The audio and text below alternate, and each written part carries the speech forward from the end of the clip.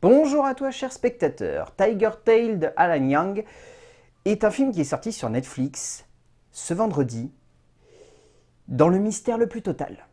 C'est-à-dire que franchement, à moins que vous cherchiez les sorties qu'il y a eu sur Netflix, que vous disiez que la comédie romantique sur fond de mariage a l'air complètement nulle et que le catcheur masqué a l'air proche du ridicule, vous cherchez ce qui est sorti et là vous vous dites mais c'est bizarre, Tiger Tail j'en ai pas entendu parler, pourtant c'est sorti ce vendredi, Netflix les met en avant les films, et celui-là pas du tout. Ni mis en avant sur les pages ciné, ni mis en avant sur la page principale de Netflix, il faut le chercher. Et c'est bien dommage quand même. Le résumé pour faire simple, Pinjui a eu une vie atypique, mais surtout une vie qui l'a un peu séparée de ses priorités. Alors que sa fille, Angela, semble s'éloigner de lui, il va faire le bilan et cherche à comprendre ce qui a été important dans sa propre vie. C'est bien dommage parce que le film d'Alan Young est pas forcément une œuvre grandiose, mais s'inscrit dans une certaine veine du cinéma chinois ou asiatique qui a envie de transmettre une réelle émotion au spectateur. Une émotion qui est une fibre particulière, cette fibre de la sincérité. Sincérité, par exemple, que Lulu Wang, dans The Farewell, avait essayé de mettre en avant, avec un regard un petit peu décalé, et parfois proche de la comédie, que Alan Young ne cherche pas du tout à mettre en avant ici. On est sur un drame pur et dur. Mais je trouve que c'est quand même vraiment maîtrisé pour ce que c'est. Je dirais pas que c'est un sujet qui va réussir à emporter plein de cœurs. C'est un sujet qui reste très compliqué et qui a une approche assez réaliste finalement de la vie que peut avoir une famille chinoise qui immigre aux États-Unis dans cette période-là. Et franchement, ça ne m'étonnerait pas de voir des gens dire que ce film n'est pas bon du tout.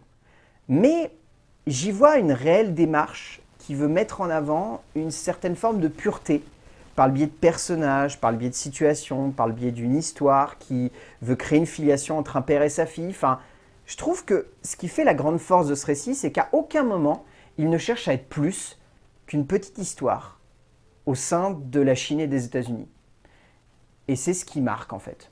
C'est ce qui fait que même si c'est simple, c'est touchant. Le cinéma asiatique connaît un vrai essor au cœur de la production audiovisuelle, permettant alors à certains auteurs de pouvoir se révéler auprès de la communauté internationale, et je pense que des films comme The Farewell, par exemple de Lulu Wang, permettent encore plus à ce cinéma de toucher des pays parfois un poil réticents face à cette production.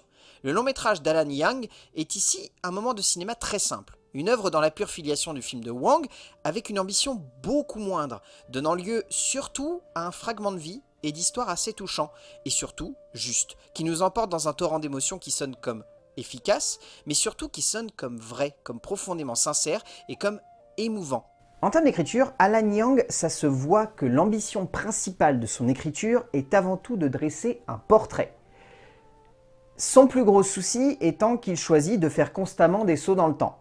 Ce qui pour moi n'est pas forcément la meilleure idée parce qu'on se rend rapidement compte que c'est pour cacher, en quelque sorte, le fait qu'à mon avis, à la base, il devait y avoir quasiment un film de 2h30, voire 3 heures, qui devait être une immense fresque qui devait raconter la vie de ce personnage principal du début à la fin dans l'ordre chronologique, et que clairement, il y a quelqu'un qui s'est dit « ça marche pas trop, est-ce que tu pourrais juste nous réduire ça à 1h30 et on le sort sur Netflix et il n'y a pas de souci ?»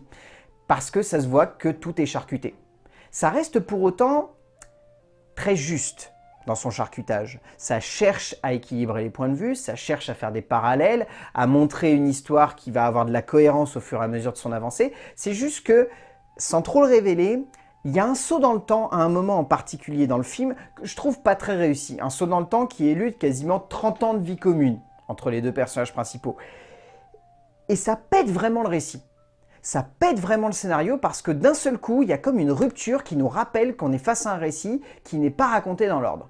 Et ça fait que du coup, j'ai eu du mal à m'accrocher à ce moment-là. J'ai eu du mal à me dire, on a vu les personnages évoluer. J'ai eu la sensation qu'on m'avait coupé tout un morceau hyper important qui aurait pu nous attacher à un des personnages, et ça le fait pas.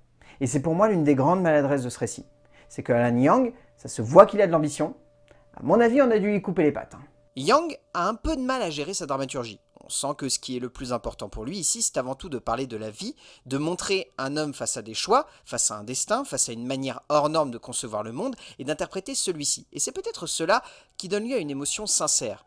Il est indéniable qu'au fond, cette histoire ne manquera pas d'en laisser plusieurs sur le banc de touche par son extrême facilité et sa simplicité un peu trop archaïque et maladroite, mais au fond, malgré cela, il est indéniable que Young cherche avant tout à parler avec sincérité et efficacité de la vie de cet homme, et qu'en arrivant à la fin, il a surtout réussi à se comprendre. En termes de mise en scène, le cinéaste a vraiment eu envie de jouer à fond sur le visuel de son film. Ça se ressent.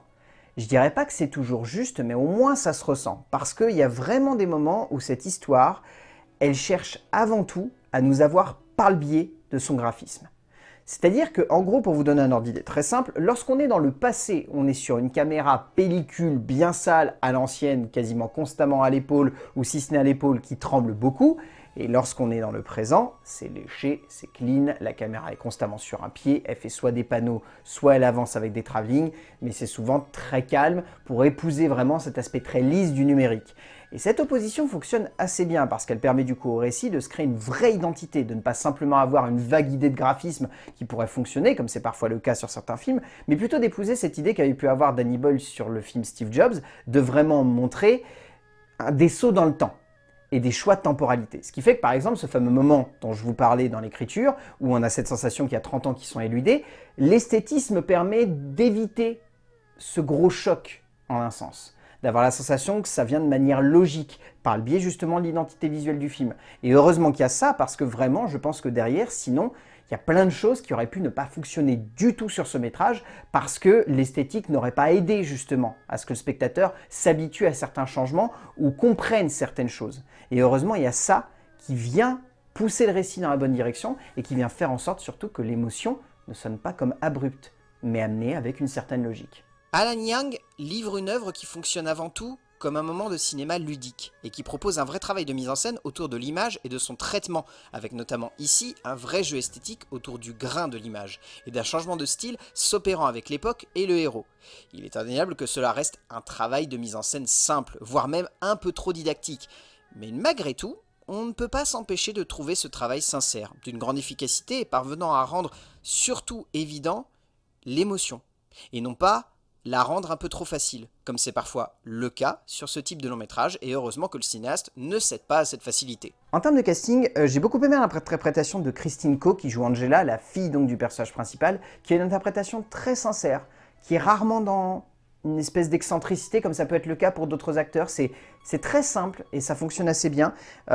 Pour être honnête, je trouve que Fiona Fu et Oh Sing-yang sont pas fous. Ça fonctionne pas très bien, c'est un peu dommage, tout comme c'est le cas avec Joan Chen qui...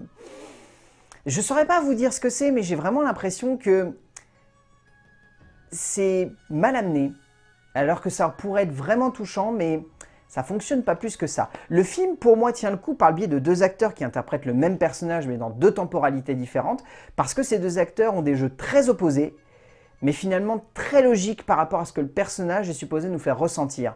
Et c'est pour ça que j'ai trouvé leurs deux interprétations très différentes, finalement très logiques. Hong Chili et Mazzi sont réellement excellents dans le rôle de Pinjui au travers de deux âges, les deux acteurs livrant des performances qui se complètent à merveille et donnant lieu à deux interprétations qui sonnent comme crédibles et comme émouvantes. Au bout du compte, Tiger Tail est une histoire que je trouve vraiment sincère, tout en étant maladroite. C'est un film devant lequel on ne peut pas s'empêcher de noter toutes les petites erreurs qui jalonnent un récit qui est franchement assez hasardeux et pas toujours très logique, mais devant lequel on ne peut pas s'empêcher d'être touché, de ressentir une vive émotion qui nous rappelle que le cinéma, c'est parfois simplement ça, raconter une histoire de manière très vague, avec des indices et des facilités qui n'aident pas forcément le spectateur à se repérer pleinement, mais qui fait que, soit par le biais d'une esthétique, d'un interprète ou d'un trait de caractère, va faire qu'on va rentrer dans une histoire. Et ça fait que du coup, Tiger Tail de Alan Yang, malgré ses facilités, c'est un film que j'ai envie de vous recommander de regarder. Et c'est un film que j'ai envie de vous conseiller de soutenir parce que mine de rien, la production asiatique version Netflix, il n'y en a pas beaucoup.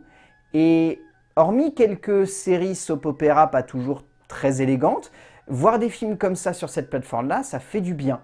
Et c'est dommage qu'il ne soit pas plus mis en avant que ça. Donc vraiment, si vous avez l'occasion de le regarder, cherchez-le, parce que Netflix ne vous orientera pas directement dessus, mais cherchez-le. Je pense que vous pourriez être surpris. A plus!